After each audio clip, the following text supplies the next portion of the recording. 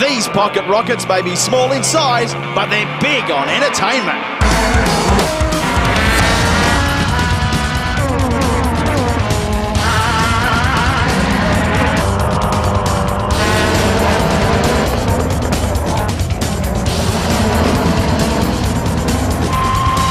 This is round one of the FW1 Aussie Racing Car Super Series from the streets of Adelaide.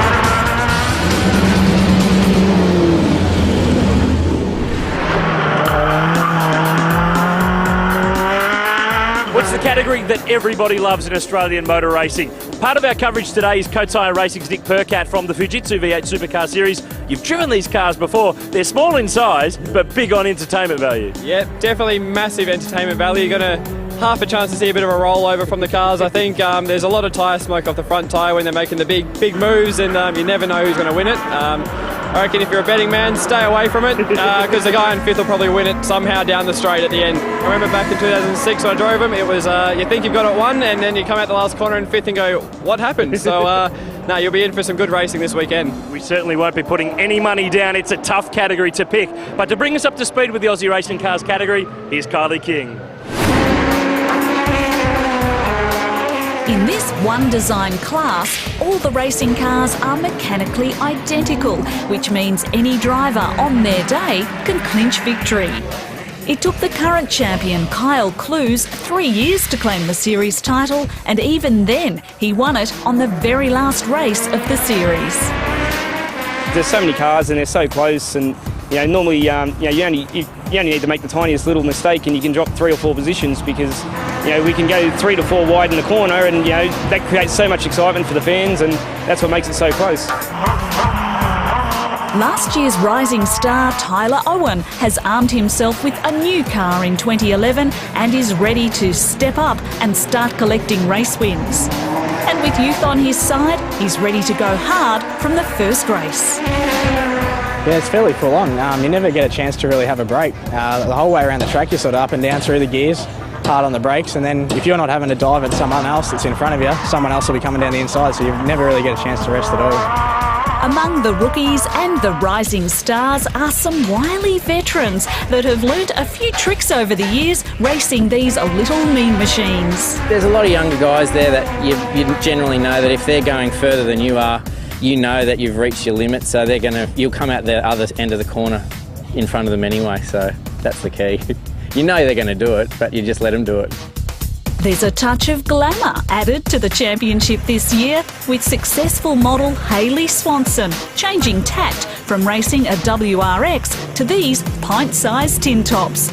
And she's not expecting any favours once she crosses that white line. When you get on the track, believe it or not, no one's gentlemanly. It's everyone for themselves, and everyone's out there trying to do a good job. No one really, gives anyone sort of leeway, so just try and hold my lines and stick in there and, do a good job. There's no doubt this category produces fast, fearless racing. Predicting a winner? Well, that's a whole other challenge.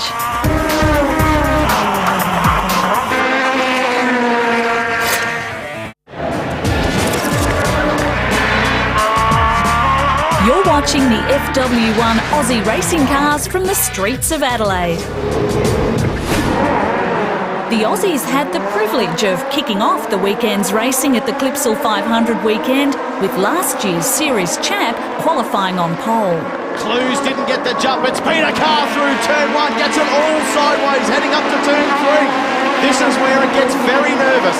Yeah, up into turn 4 here, hard on the brakes, on the bumps. Pretty tricky corner early in the weekend, and they all seem to be getting through there nicely.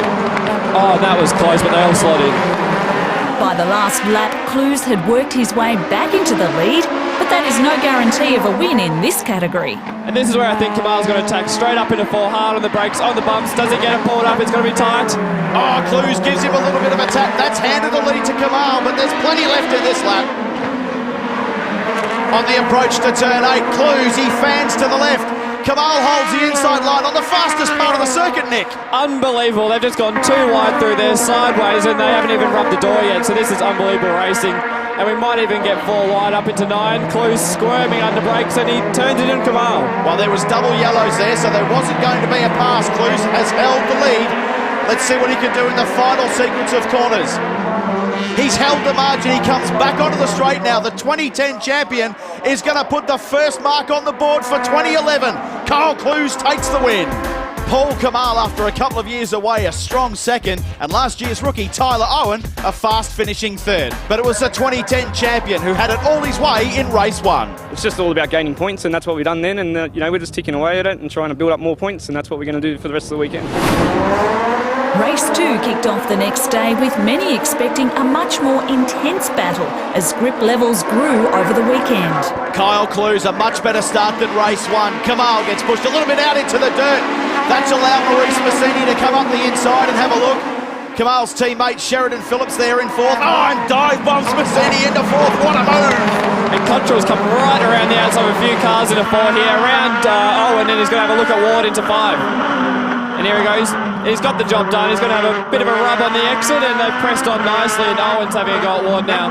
Ward defends him and puts it up on 2 wheels on the exit. Bit of fun and presses on. Tight stuff in the freight train to turn 8 now. When the lead cars began to break away, the battle for third started to heat up. Smith gets a great run on Tyler Owen, gets the pass made under brakes down into turn 9. Massini gets a tap as well from Smith. He's aggressive.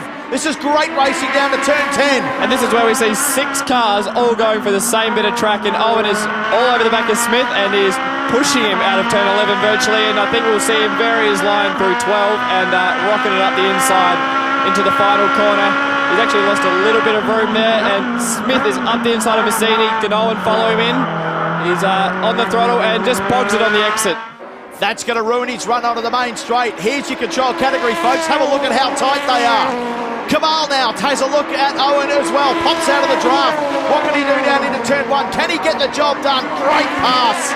Smith bounces it over the ripple strips. What action from the Aussie cars. And now we've got Tyler Owen having to defend James Ward. We're on board with him now, and he's going to get up the inside of Tyler quite easily, and hopefully the other FW1 car doesn't follow him through. Tyler just needs to put the elbows up a bit and start attacking rather than looking in the mirrors.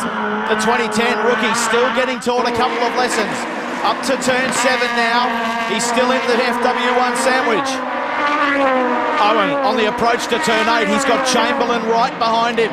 Ludby's joining in the fight as well. Ludby makes the move on Chamberlain.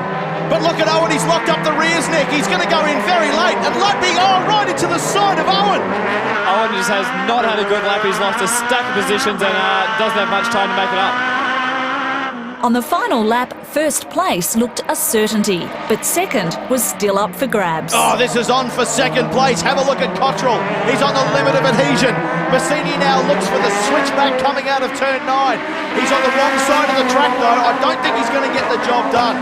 Cottrell's driven brilliantly all race. He's got to be careful he doesn't throw it away here on the last couple of corners, Nick.